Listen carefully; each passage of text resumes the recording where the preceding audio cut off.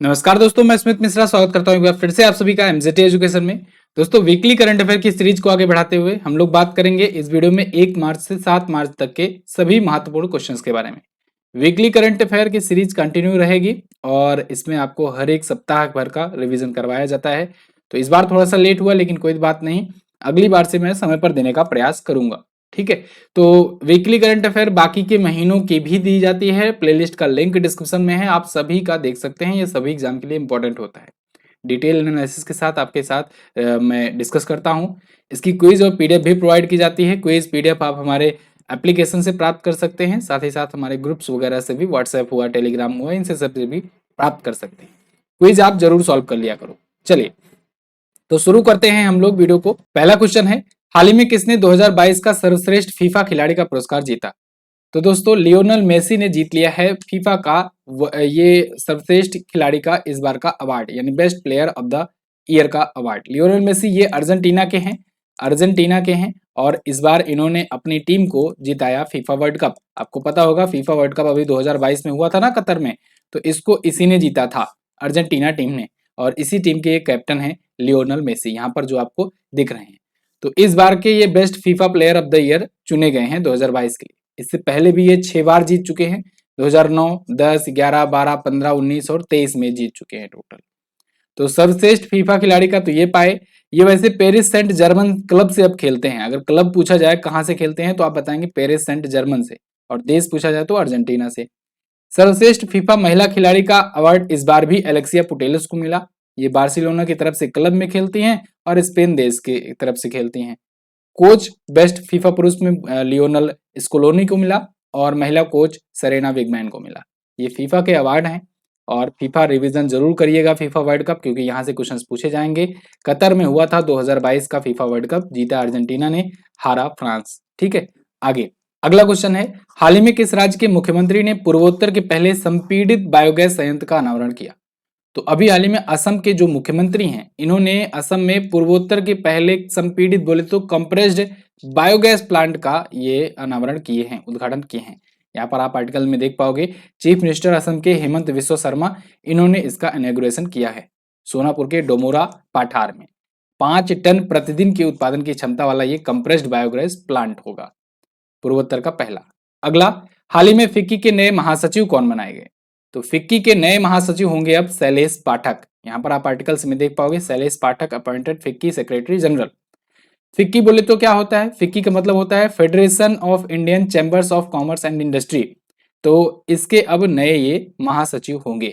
30 जून को, इससे पहले जो अरुण चावला थे वो रिटायर हो रहे हैं, उनके बाद ये अपना पद ग्रहण करेंगे, यानी 1 जुलाई से। अगला, हाल ही में कितने वर्षों के अंतराल पर एलोरा अजंता अंतर्राष्ट्रीय महोत्सव शुरू हुआ? तो एलोरा अजंता अंतर्राष्ट्रीय महोत्सव ये 7 वर्षों के बाद शुरू हो रहा है। महाराष्ट्र में आयोजित किया जाता है। एलोरा और अजंता की गुफाएं आप जानते हो महाराष्ट्र में ही स्थित हैं। ठीक है, तो 3 दिवसीय यहाँ पर उत्सव आयोजित किया गया महाराष्ट्र में, डॉक्टर बाबा साहब अम्बेडकर मराठवाड़ा विश्वविद्यालय में। प्रसिद्ध बहुपक्षीय वायु अभ्यास कोबरा वॉरियर 2023 का आयोजन कहाँ पर किया जाएगा? इसका आयोजन होगा ब्रिटेन में। देखो, वॉरियर अगर शब्द दिख जाए ना तो समझिएगा ये ब्रिटेन से कहीं ना कहीं संबंधित है, यूके से संबंधित है। कोबरा वॉरियर है तो आप समझिए ये मल्टीनेशनल एक्सरसाइज है, इसको ध्यान रखिएगा, मल्टीनेशनल एक्सरसाइज है। ठीक है, पिछली बार इंडिया हिस्सा नहीं लिया था क्योंकि रसिया यूक्रेन वार शुरू हो गया था, तो इंडिया किसी की तरफ बायस्ड ना हो जाए, इसको देखते हुए इंडिया इससे किनारा कर लिया था। लेकिन इस बार इंडिया इसमें शामिल हुआ और इंडिया इसमें हिस्सा लिया। ठीक है, तो कोबरा वॉरियर ये यूके में हुआ, मल्टीनेशनल एक्सरसाइज है। एक और वॉरियर से आप याद रखिएगा, अजय वॉरियर। अजय वॉरियर, ठीक है ना, जैसे कि मैंने आपको बताया वॉरियर दिख जाए तो समझिएगा यूके से संबंधित है। अजय वॉरियर इंडिया और यूके के बीच में होता है अभ्यास, इंडिया और यूके के बीच में सैन्य अभ्यास होता है।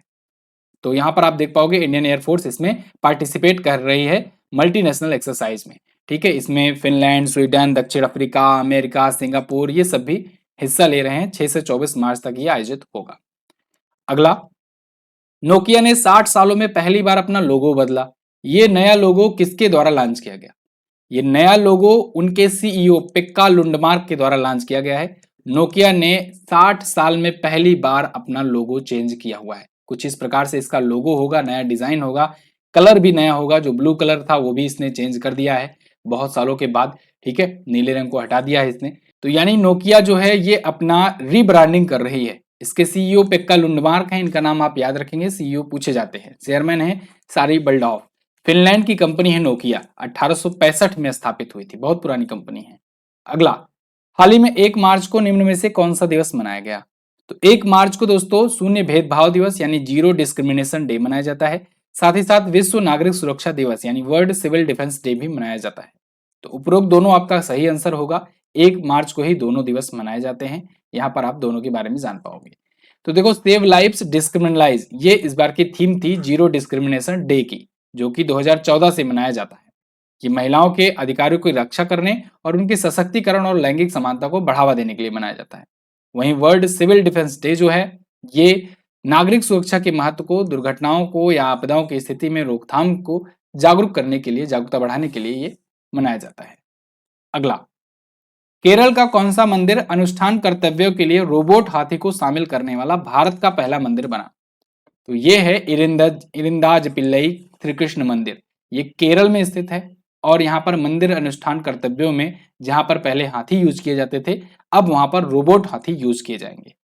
ऐसा इसलिए होगा क्योंकि पेटा जो है, पेटा एक संस्था है, आप सबको पता है, people for ethical treatment of animals. तो यहाँ पर पेटा ने इनको दान दिया है कि ये रोबोट, ये मैकेनिकल रोबोट होगा, रोबोटिक हाथी होगा और ये वही काम करेगा जो काम वहां पर हाथी से कराया जाता था। हाथी वहां पर पूजा में, अनुष्ठान में यूज किया जाता था और अब उन हाथियों को छोड़ दिया जाएगा जंगल में और उसकी जगह पर रोबोट हाथी होगा और पेटा ने ये दान दिया है मंदिर को। इरिंदाज पिल्लई श्री कृष्ण मंदिर ये केरल के त्रिशूल जिले में स्थित है। अगला देखते हैं, हाल ही में जीएसएमए ने दूर संचार नीति और विनिमय में सर्वप्रथम प्रथाओं को लागू करने के लिए किस देश को गवर्नमेंट लीडरशिप अवार्ड 2023 प्रदान किया? तो भारत पाया है ये गवर्नमेंट लीडरशिप अवार्ड जीएसएमए के द्वारा दिया गया है।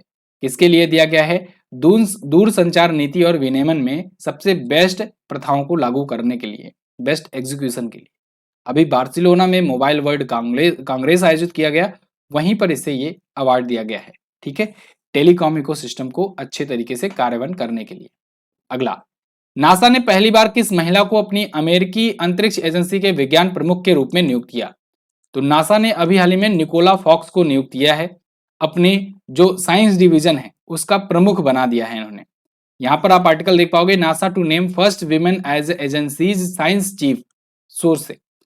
तो नासा जो है आप जानते हो अमेरिका की स्पेस एजेंसी है, इसने निकोला फॉक्स को नियुक्त किया। निकोला फॉक्स के पास काफी ज्यादा एक्सपीरियंस है, ये विज्ञान निदेशालय का नेतृत्व करेंगे। विज्ञान निदेशालय के नेतृत्व करने से पहले ये सूरज का जो अध्ययन करने वाला एक पार्कर सोलर प्रोब लॉन्च किया गया था ना, सोलर पार्कर प्रोब मिशन, मैंने बहुत बार इसके बारे में बताया हुआ है आपको डेली करंट अफेयर में। तो उसका ये अध्यक्षता उसकी कर चुकी हैं, ठीक है, उसकी ये पूर्व शीर्ष वैज्ञानिक रह चुके हैं और यहाँ पर ये विज्ञान डिवीजन को पूरा नासा में संभालेंगी। अगला, काराबाओ कप 2023 किसने जीता? इसको जीत लिया है मैनचेस्टर यूनाइटेड ने। मैनचेस्टर यूनाइटेड एक फुटबॉल क्लब है और इसने अभी काराबाओ कप 2023 जीत लिया है। न्यूकासल को हरा करके इसने जीता है। अच्छा, मैनचेस्टर यूनाइटेड ने 2017 में यूरोपा लीग जीता था, इसके बाद कोई बड़ा टूर्नामेंट जीता नहीं था। इसके बाद अब जाकर के ये काराबाओ कप जीता हुआ है। दोस्तों, काराबाओ कप जो है ये सभी लीग मैचेस होते हैं। देखो, वहां पर यूरोप में ना, यूरोप हुआ या अफ्रीका या कहें अमेरिका, दक्षिण अमेरिका कहें, खासतौर से दक्षिण अमेरिका में फुटबॉल बहुत ज्यादा फेमस है। तो वहां पर फुटबॉल को लेकर के बहुत सारे लीग मैचेस वगैरह भी होते हैं। ठीक है, तो उसी लीग मैचेस में से एक है काराबाओ कप। ठीक है, यूरोपा लीग भी होता है, यूरो कप होता है, बहुत सारे लीग मैचेस वहां पर होते हैं। एक तो फीफा क्लब विश्व कप के नाम से भी एक होता है। तो काराबाओ कप उसी में से एक था जिसको जीता मैनचेस्टर यूनाइटेड ने। अगला, हाल ही में आयोजित 8वें रायसीना डायलॉग में मुख्य अतिथि के रूप में किस देश के प्रधानमंत्री को बुलाया गया? ये बहुत इंपॉर्टेंट क्वेश्चन है। रायसीना डायलॉग ये आप जानते हो हर साल होता है दिल्ली में। इस बार 8वां संस्करण था। इसमें दुनिया भर के वर्ल्ड लीडर्स इसमें शामिल होते हैं। एक एक चीफ गेस्ट चुना जाता है हर साल। इस बार चीफ गेस्ट चुनी गई थी इटली की प्रधानमंत्री। इटली की प्रधानमंत्री जॉर्जिया मेलोनी जो हैं, इनको चीफ गेस्ट के रूप में बुलाया गया था 8वें रायसीना डायलॉग में। ध्यान रखना, रायसीना डायलॉग ये हमेशा नई दिल्ली में ही होगा, भारत में ही होगा। ठीक है, इसकी शुरुआत हुई थी कब से? 2016 से, और तब से प्रत्येक वर्ष आयोजित किया जाता है। इस बार 2 मार्च से 4 मार्च के बीच में आयोजित किया गया। नई दिल्ली में, जिसका थीम था provocation, uncertainty, turbulence, light house in Tempest. तो यहां पर इनको बुलाया गया था एज ए चीफ गेस्ट। ठीक, आगे। केंद्रीय मंत्री धर्मेंद्र प्रधान ने किस राज्य में 2 ऑस्ट्रेलियाई यूनिवर्सिटी स्थापित करने की घोषणा की? तो अभी हाल ही में धर्मेंद्र प्रधान जी, जो कि शिक्षा मंत्री हैं, इन्होंने गुजरात के गिफ्ट सिटी में, जो गिफ्ट सिटी है ना गुजरात की, वहां पर 2 ऑस्ट्रेलियन यूनिवर्सिटी स्थापित करने की घोषणा की है। देखो एक्चुअली में अभी ऑस्ट्रेलिया के आए हुए थे प्रधानमंत्री, भारतीय दौरे पर आए थे, ये भी याद रखिएगा।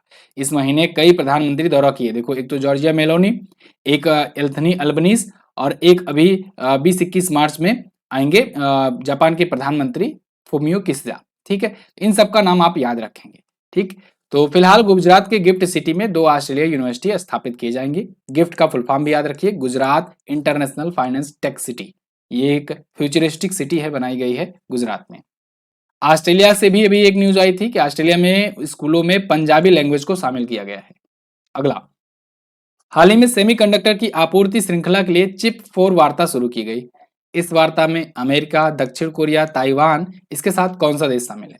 तो इसके साथ जापान शामिल है। ठीक है, ध्यान रखिएगा, अगर आप वर्ल्ड मैप में थोड़ा सा अपने माइंड में वर्ल्ड मैप बैठाए हुए हैं तो आपको नजर आएगा कि चाइना एक तो है, चाइना के ऊपर में यहीं पर पास में ही दिख जाएगा आपको उत्तर कोरिया और साउथ कोरिया। ठीक है, नॉर्थ कोरिया और साउथ कोरिया। यहीं बगल में आपको जापान दिख जाएगा, और चाइना के ही बगल में यही छोटा सा ताइवान दिख जाएगा। और अगर वर्ल्ड मैप में थोड़ा सा अगर आप घुमाओगे तो इधर आपको अमेरिका दिखेगा, नॉर्थ अमेरिका, और इधर ये साउथ अमेरिका करके। ठीक है ना, बराबर आपको समझ में आ रहा है मैं क्या कह रहा हूं? इधर अपना प्यारा भारत है। ठीक है, तो यहां पर देखो चिप 4 वार्ता में कौन कौन शामिल हो रहा है। एक तो नॉर्थ अमेरिका शामिल हो रहा है, एक जापान, एक साउथ कोरिया और एक ताइवान। तो ये चारों देश जो हैं एक्चुअली में मित्र मुल्क हैं। ठीक है, जैसे अमेरिका की नॉर्थ कोरिया से बनती नहीं, चाइना से भी बनती नहीं है। ठीक है, चाइना को काउंटर करने के लिए यहाँ पर ताइवान को सपोर्ट करता है, और इधर नॉर्थ कोरिया को काउंटर करने के लिए दक्षिण कोरिया को सपोर्ट करता है, और जापान भी सपोर्ट किया जाता है चाइना को काउंटर करने के लिए। तो इन चारों देशों के बीच में ये चिप 4 वार्ता हुई है। अब ये तो रही वैसी बात, किस लिए हुआ ये तो जान लो। चिप 4 वार्ता इसलिए हुआ जिससे इस रीजन से सेमीकंडक्टर का जो भी वो हो, सेमीकंडक्टर का जो भी प्रोडक्शन हो या डिस्ट्रीब्यूशन हो, उसमें अमेरिका की भागीदारिता बढ़ती जाए। ठीक है, एक डील समझ लो एक प्रकार से। तो सेमीकंडक्टर को लेकर के ये डील हुई है, क्योंकि आपको पता होगा 85% दुनिया भर में जो सेमीकंडक्टर होते हैं ना, वो अकेले ताइवान सप्लाई करता है। ठीक है, तो ताइवान बहुत ज्यादा इंपॉर्टेंट देश है अमेरिका के लिए। अगला, हाल ही में किस राज्य की हेकानी जखालू को वहां की पहली महिला विधायक बनकर इतिहास रचा? किस राज्य की हेकानी जखालू ने? तो ये नागालैंड की पहली महिला विधायक बनी है, यानी कि बोले तो मेंबर ऑफ लेजिस्लेटिव असेंबली। ठीक है, एमएलए बनी है ये। कहाँ की? नागालैंड की पहली महिला ये एमएलए बनी हुई है। यहाँ पर आप देख पाओगे एनडीपीपी पार्टी की ये हैं हेकानी जखालू, ये फर्स्ट विमेन बन गई हैं। ठीक है, अभी आपको याद होगा नागालैंड में, मेघालय में और त्रिपुरा में 3 राज्यों में हुए थे विधानसभा के चुनाव। अभी आगे हम लोग डिस्कस करेंगे कौन कौन कितना सीट जीता, कैसा हुआ। तो यहाँ पर फिलहाल नेशनल डेमोक्रेटिक प्रोग्रेसिव पार्टी से ये अपना सीट जीती, दीमापुर 3rd निर्वाचन सीट से, और ये बन गई हैं पहली महिला विधायक। नागालैंड अगर आप देखोगे तो यहाँ पर है इमेज में, ये रहा नागालैंड। वैसे मैंने आपको राज्यों पर वीडियो दी हुई है, अगर आपने नहीं देखा है तो भारत के राज्य करके सर्च कीजिएगा, भारत के राज्य या maps of India MGT education, maps of India MGT education करके करिएगा तो आपको पता लग जाएगा कौन सा राज्य कब कब टूटा, कैसे ये पूरा का पूरा राज्य बना। बिल्कुल कहानी वाइज मैंने आपको बताया है, वीडियो देखते ही देखते सब याद हो जाएगा। तो maps of India MGT education जरूर सर्च करके वो वीडियो देखिएगा आप। ठीक है, तो आपको राज्यों का इतिहास पता चलेगा। चलिए आगे देखते हैं। देखो यहाँ पर, क्योंकि ये आप देखो डेली करंट अफेयर है नहीं, डेली करंट अफेयर में मैं आपको बहुत ज्यादा डिटेल में बताता हूँ सारा कुछ। ठीक है, तो आप डेली करंट अफेयर की अगर आदत डाले हो तो यहाँ पर एक एक राज्यों के बारे में ये सारी डिटेल्स अच्छे से हम लोग चर्चा करते हैं। आगे, हाल ही में कहां पर आयोजित सिन्यू मैत्री अभ्यास में भारतीय वायुसेना ने भाग लिया? तो सिन्यू मैत्री अभ्यास अभी हुआ जापान में। जापान में देखो अभी धर्म गार्जियन भी चल रहा था, और अभी सिन्यू मैत्री अभ्यास भी हुआ जिसने इंडियन एयरफोर्स ने हिस्सा लिया। यहाँ पर आप देख पाओगे आर्टिकल है, another milestone in India Japan defence ties, IAF participate in ex Shinyu Maitri. देखो जापान और भारत के बीच में मैंने आपको अभ्यास याद करवाए थे। एक तो धर्म गार्जियन होता है, धर्म गार्जियन। ठीक है, धर्म गार्जियन जो होता है ये आर्मी के बीच में होता है, इंडियन आर्मी और जापान आर्मी के बीच में। एक होता है अभी शुरू हुआ है वीर गार्जियन, वीर गार्जियन, ठीक है ना। तो वीर गार्जियन आप इसलिए याद रखेंगे क्योंकि ये इंडियन एयरफोर्स के बीच में होता है, एयर फोर्स और जापान एयरफोर्स के बीच में होता है। एक पहले से ही जिमेक्स होता आया है, जिमेक्स, जिमेक्स बोले तो जापान इंडिया मैरीटाइम एक्सरसाइज, ठीक है। तो ये नेवी के बीच में होता है, भारतीय नौसेना और जापान की नौसेना के बीच में। और एक अभी ये शुरू हो गया सिन्यू मैत्री, सिन्यू मैत्री सैन्य अभ्यास, ठीक। ये भी इंडियन एयरफोर्स और जापान की एयरफोर्स के बीच में हुआ। आगे देखते हैं, ये पूरी डिटेल है। 1 से 2 मार्च को ये आयोजित किया गया जापान में। अगला, विश्व वन्यजीव दिवस कब मनाया जाता है? तो ये प्रत्येक वर्ष 3 मार्च को मनाया जाता है, ठीक है। विश्व वन्यजीव दिवस, world wild life day, wild life के बारे में, उनके संरक्षण के बारे में अवेयरनेस फैलाने के लिए ये दिवस मनाया जाता है। इसकी थीम रखी गई है partnership for the wild life conservation, wild life conservation के लिए थाईलैंड के प्रस्ताव पर यह शुरू किया गया था। अगला, हाल ही में आए चुनावी नतीजे के परिणाम स्वरूप नागालैंड के मुख्यमंत्री कौन बने? देखो ये इंपॉर्टेंट क्वेश्चन है। जैसा कि मैंने अभी आपको बताया 3 राज्यों में चुनाव हुए थे, तो यहाँ पर देखो मुख्यमंत्री तो कोई चेंज नहीं हुए, तो इसके लिए आपको कोई एक्स्ट्रा याद करने की जरूरत नहीं है। चुनाव के नतीजे थोड़ा सा सुन लेना, बाकी आपको ज्यादा रिकॉर्ड याद करने की जरूरत नहीं है, कुछ नया नहीं याद करना पड़ेगा। नागालैंड के वही मुख्यमंत्री हैं जो पहले थे, नेफ्यू रियो फिर से बन गए हैं, शपथ लिए हैं, ठीक है। और लेकिन एक चीज और बना है, ये रिकॉर्ड 5वीं बार 5वां टर्म अपना करने के लिए शपथ लिए हैं, ठीक है, 5वीं बार बने हैं। त्रिपुरा की क्या स्थिति रही है? तो त्रिपुरा में जो चुनाव हुआ, देखो ये 3 राज्य में चुनाव हुए, त्रिपुरा, नागालैंड, मेघालय। त्रिपुरा में 60 सीटों में 33 सीटें बीजेपी जीती और बीजेपी सबसे बड़ी पार्टी बनकर आई। मणिक साहा फिर से मुख्यमंत्री बनेंगे। नागालैंड में बात करें तो यहाँ पर भी 60 सीटें हैं, बीजेपी एनडीपीपी गठबंधन को 37 सीटें मिली और सबसे बड़ी पार्टी बनी, नेफ्यू रियो दोबारा मुख्यमंत्री। मेघालय में क्या हुआ? मेघालय में दिक्कत आ गई। एक तो यहाँ पर 59 विधानसभा सीटों में हुआ चुनाव, एक में नहीं हुआ। 60 सीटें यहाँ पर भी हैं, ठीक है। सीटों को भी मैंने आपको याद करवाया था पूर्वोत्तर राज्यों की डेली करंट अफेयर में। तो फिलहाल 60 में से 59 सीटों में चुनाव हुआ। नेशनल पीपुल्स पार्टी जो कि कॉनराड संगमा की पार्टी है, ये सबसे बड़ी पार्टी तो बनी, लेकिन 26 ही सीटें जीती। अब 26 में तो पूर्ण बहुमत हुआ नहीं। बीजेपी केवल 2 सीट जीती, तो बीजेपी भी अगर जोड़ दिया जाए तो 28 ही होता है, तब भी गठबंधन पूरा नहीं हुआ। एक और पार्टी से इन्होंने टाई अप करके तब सरकार बनाई और दोबारा से कॉनराड संगमा यहाँ के मुख्यमंत्री बन गए। अगला क्वेश्चन है, हाल ही में एशियाई शतरंज महासंघ द्वारा प्लेयर ऑफ द ईयर का पुरस्कार किसे दिया गया? तो ये पुरस्कार दिया गया डी गुकेश को। डी गुकेश दोस्तों वर्तमान समय में भारत के सबसे युवा ग्रैंड मास्टर का भी खिताब अपने पास रखते हैं, मतलब इसका रिकॉर्ड अपने पास रखते हैं। और 2022 में इनके खेल को देखते हुए एसीएफ के द्वारा इनको सम्मानित किया गया है player of the year award से।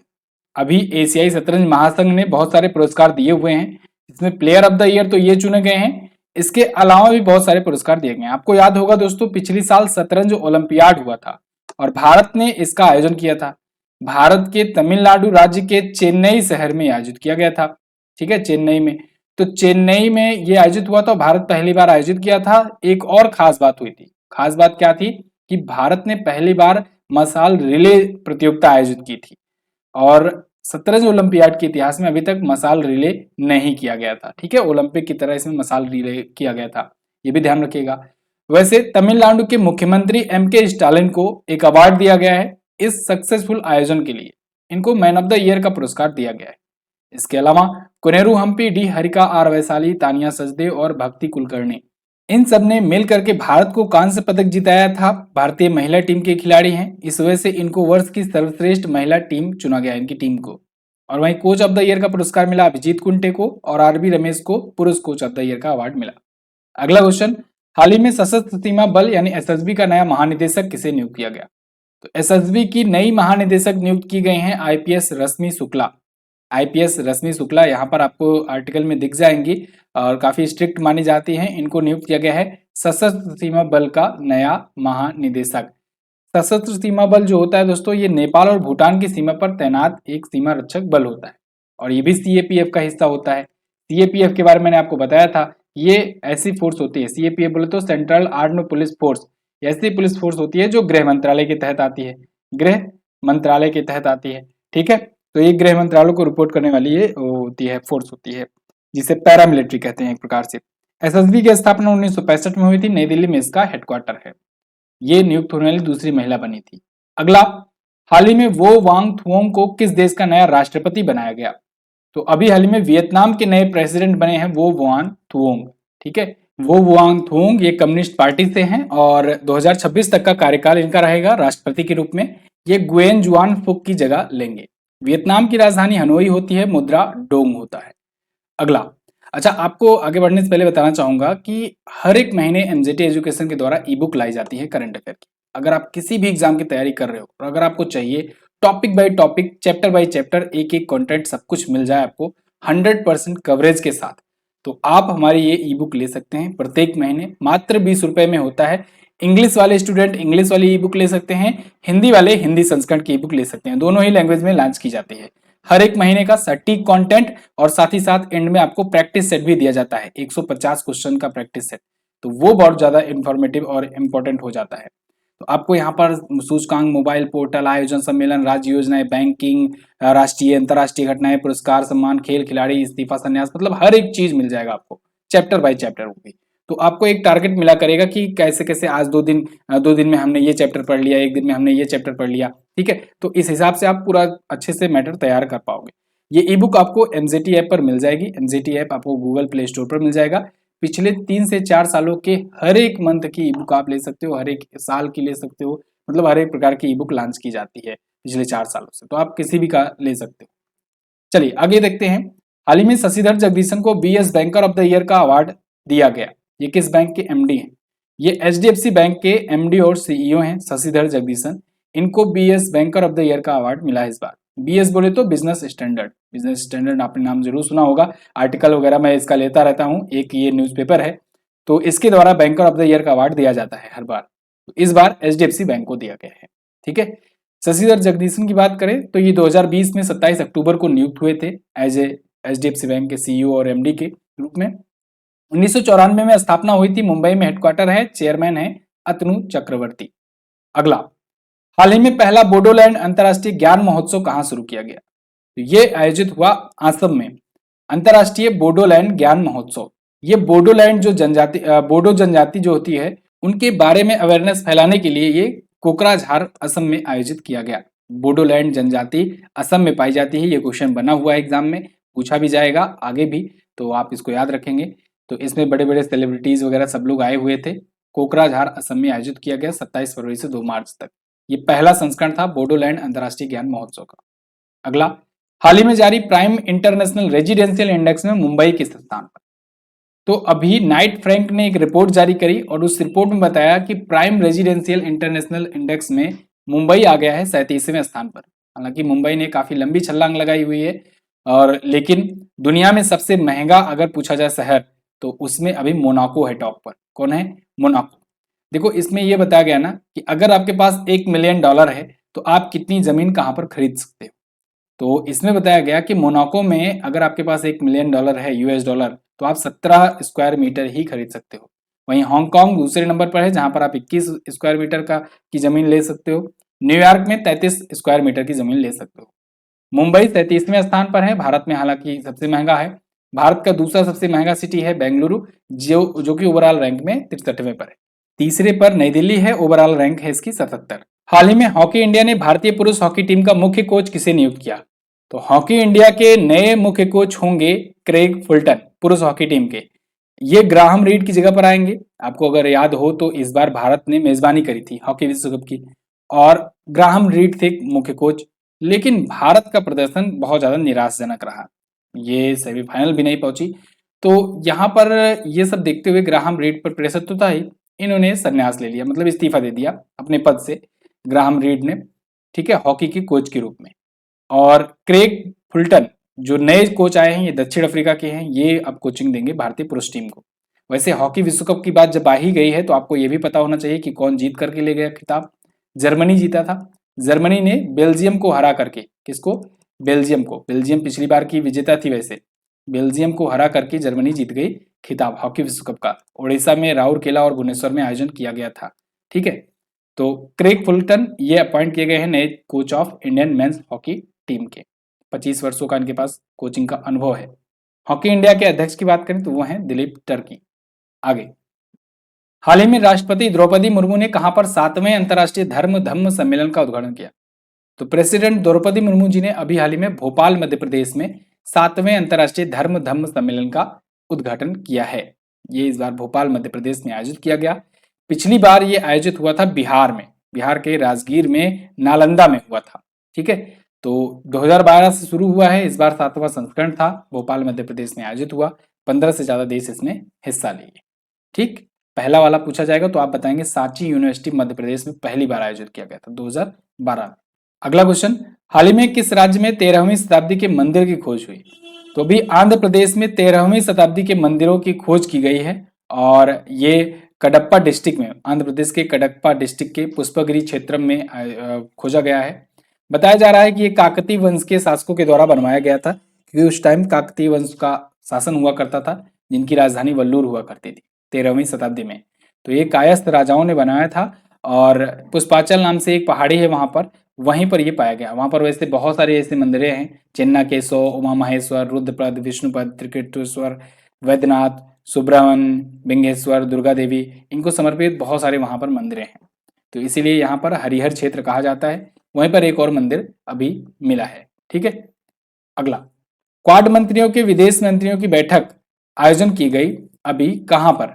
ये नई दिल्ली में आयोजित किया गया। क्वाड के विदेश मंत्रियों की बैठक थी। इस बार क्वाड की मेजबानी भारत कर रहा है।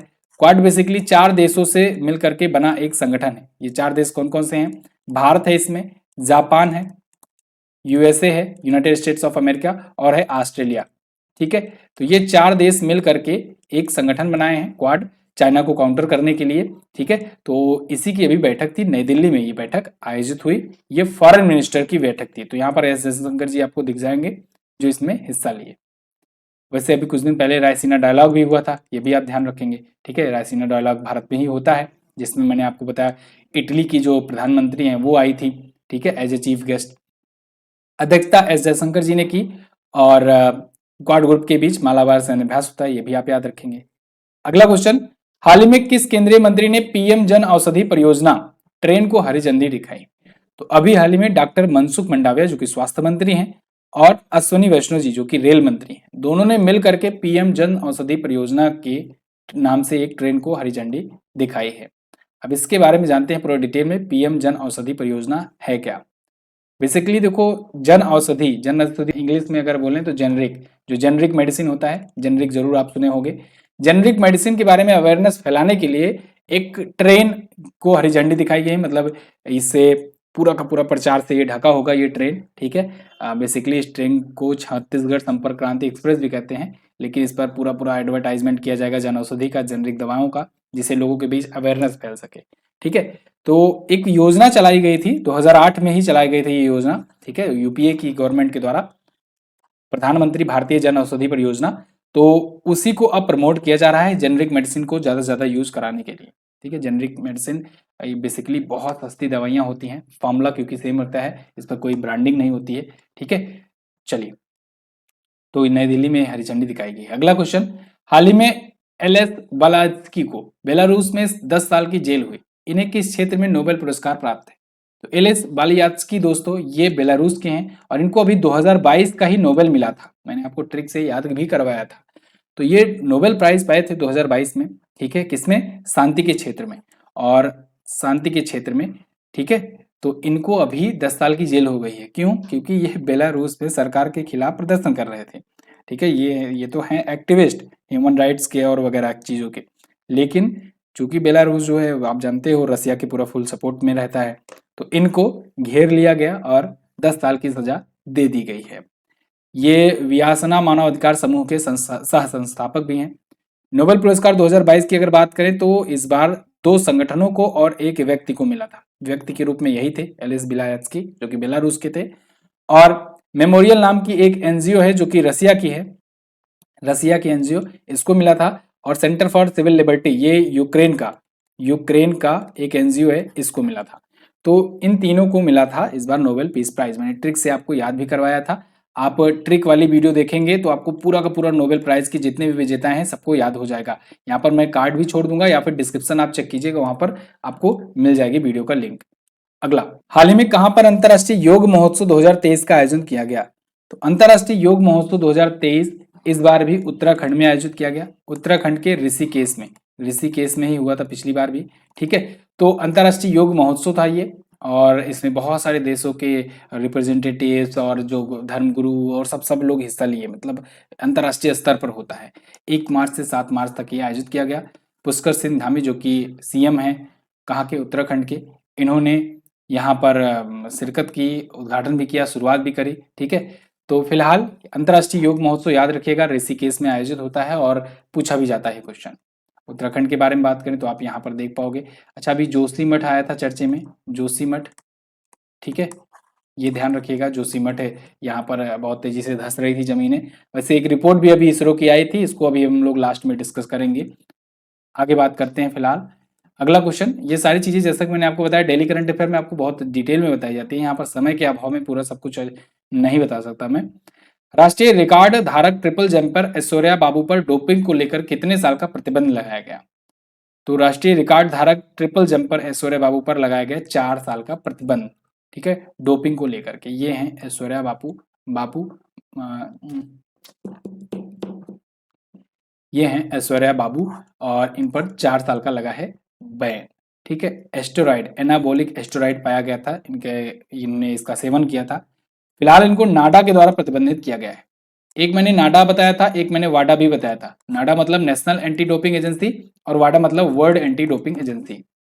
तो 2005 में नाडा की स्थापना हुई थी, रितु सेन इसके अध्यक्ष हैं, और 1999 में हुआ था वाडा की स्थापना और विटोल्ड बंका इसके अध्यक्ष हैं। नाडा जैसे भारत में जो एजेंसी है जो काम करती है डोपिंग के मामलों की जांच करती है, वही वाडा वर्ल्ड लेवल पर करती है। आगे, हाल ही में किस अदालत ने चुनाव आयोग के अध्यक्ष की नियुक्ति की प्रक्रिया को लेकर फैसला सुनाया? तो अभी हाल ही में सुप्रीम कोर्ट ने एक फैसला सुनाया है जो कि एक बहुत ज्यादा चर्चे में रहा था ये फैसला। इसमें इन्होंने कहा है कि चुनाव आयोग के अध्यक्ष की नियुक्ति कौन कौन करेगा, ये डिसाइड करने के लिए कमेटी बैठेगी, और उस कमेटी में देखो कौन कौन होंगे। उस कमेटी में लोकसभा में विपक्ष के नेता जो होंगे वो रहेंगे, भारत के चीफ जस्टिस रहेंगे, इसके अलावा राष्ट्रपति रहेंगे, प्रधानमंत्री रहेंगे। ठीक है, तो ये सब मिल करके एक कमेटी बनेगी और उस कमेटी के द्वारा मुख्य चुनाव आयुक्त और चुनाव आयुक्तों की नियुक्ति की जाएगी। तो जस्टिस के.एम. जोसेफ की अध्यक्षता में एक संविधान पीठ ने यह फैसला सुनाया है।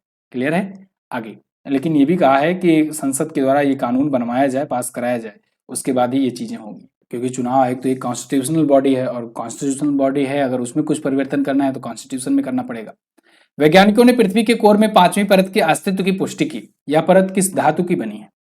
तो दोस्तों, वैज्ञानिकों ने बताया है कि अभी तक देखो जो हम लोग 4 परत जानते थे पृथ्वी की, इसमें उन्होंने कहा कि एक और है जो बॉल की तरह है, बिल्कुल बॉल की तरह है। ठीक है, और पृथ्वी के बिल्कुल बीचों बीच में है, और ये बहुत ज्यादा इसका घनत्व है, बहुत ज्यादा सघन में है।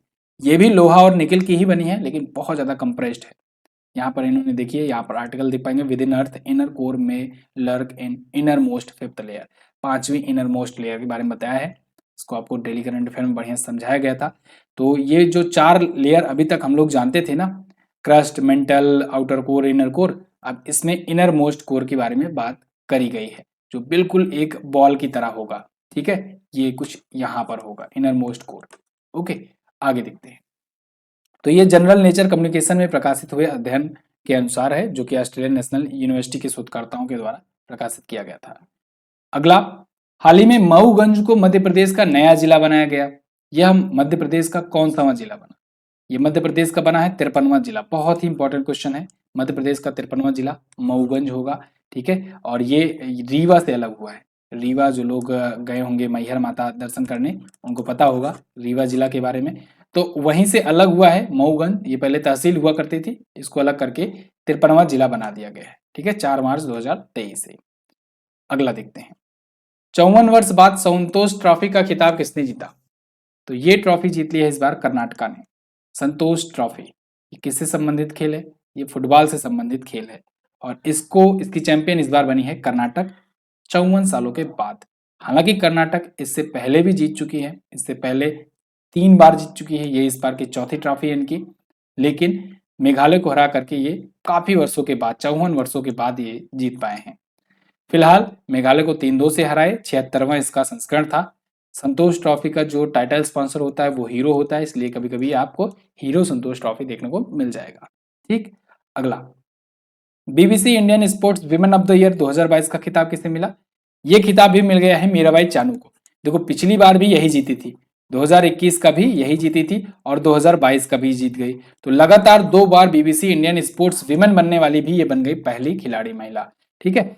इसके अलावा बीबीसी के जो पुरस्कार दिए गए उसमें BBC para sports women of the year Bhavina Patel को दिया गया, बीबीसी लाइफ टाइम अचीवमेंट पुरस्कार प्रीतम सिवाच को दिया गया, emerging player of the year Neetu Ghanghas को दिया गया। मीराबाई चानू मणिपुर से आती हैं, इनका पूरा नाम है सोहरोम मीराबाई चानू। आपको याद होगा कि ओलंपिक में इन्होंने सिल्वर दिलाया था और पहला मेडल ओलंपिक में भारत को इन्होंने ही दिलाया था 2020 वाले में, ठीक है, सिल्वर मेडल के रूप में। इसके बाद कॉमनवेल्थ में इन्होंने गोल्ड जीता था भारत के लिए। मणिपुर के रहने वाली हैं, याद रखना। आगे, किस राज्य के राजमार्ग पर दुनिया का पहला बांस क्रैश बैरियर स्थापित किया गया? तो ये महाराष्ट्र में स्थापित किया गया है दुनिया का पहला बांस क्रैश बैरियर। देखो, जो क्रैश बैरियर होता है ना, वो कुछ इस प्रकार से होता है। जो आप रोड पर चलते हो तो साइड साइड में एक लगा रहता है बैरियर, उसे क्रैश बैरियर कहते हैं। मतलब कोई अगर गाड़ी या कुछ भी दुर्घटना का शिकार हो तो वो रोड के बाहर गड्ढे में ना गिरे, वहीं पर रोड पर ही रह जाए। ठीक है। तो ये बांस का बनाया गया है और ये दुनिया में पहली बार हुआ है कि बांस का बनाया गया हो। अब ऐसा वैसा बांस नहीं है, ये एक स्पेशल बांस की प्रजाति होती है, बम्बूसा बाल्कोआ बांस। ठीक है, जो कि काफी मजबूत पाए जाते हैं। इसको वैसे नाम दिया गया है बाहुबली। ठीक है, इस बांस क्रैश बैरियर को नाम दिया गया है बाहुबली। तो महाराष्ट्र के चंद्रपुर और यवतमाल जिलों को जोड़ने वाले राजमार्ग पर ये स्थापित किया गया है, लगाया गया है। बाकायदे इसका परीक्षण खूब हो चुका है, उसके बाद यहाँ पर लगाया गया है, ऐसे ही नहीं लगा दिया गया है। तो टेस्टिंग हुई है, रिसाइकलिंग वैल्यू भी इसको अच्छी खासी मिल जाती है। स्टील बैरियर को उतना रिसाइकलिंग वैल्यू नहीं मिलती है, इसको अच्छा खासा मिल जाता है। ठीक है। अगला क्वेश्चन, हाल ही में ओडिशा के किस जिले में सोने का भंडार पाया गया? तो अभी ओडिशा के जिले में 3 जिलों में सोने का भंडार की पुष्टि हुई है, देवगढ़, क्योंझोर, मयूरभंज। उपरोक्त सभी ऑप्शन आपका करेक्ट होगा। जम्मू कश्मीर वाली न्यूज अभी आई ही थी और जिसमें लिथियम का भंडार मिला था 59 लाख टन का। ठीक है, लेकिन अभी देखो एक और गुड न्यूज आ गई, सोने का भंडार मिला है। हालांकि ये कितना है, कैसा है, ये तो अभी कंफर्म तो नहीं है, लेकिन फिलहाल बहुत बड़ी मात्रा में पाया गया है। इसको भी जियोलॉजिकल सर्वे ऑफ इंडिया ने खोजा है, जिसने अभी जम्मू कश्मीर में लिथियम के 59 लाख टन का भंडार पाया था। और जियोलॉजिकल सर्वे ऑफ इंडिया की बात करें तो 1851 में स्थापना हुई थी, कोलकाता में हेडक्वार्टर है। एस राजू इसके वर्तमान में महानिदेशक हैं। क्लियर? तो ये तो थे इस वीक के करंट अफेयर दोस्तों। आई होप आपको वीडियो आई होगी पसंद। इस वीक की अगर आप क्विज लगाना चाहते हैं तो जाइए एमजेटी ऐप पर इसकी क्विज लगा लीजिए। पिछले भी सभी वीक्स का आप क्विज लगा सकते हैं। यहाँ पर पीडीएफ भी आपको दी जाती है, पीडीएफ भी आप सॉल्व कर सकते हैं। एमजेटी ऐप पर आपको सब कुछ मिल जाएगा। अगर आप हमारी ई बुक लेना चाहते हैं तो ई बुक भी ले सकते हैं, वीडियो कोर्सेज लेना चाहते हैं तो वीडियो कोर्सेज भी ले सकते हैं। मिलते हैं दोस्तों अगली वीडियो में, तब तक के लिए नमस्कार, जय हिंद, वंदे मातरम।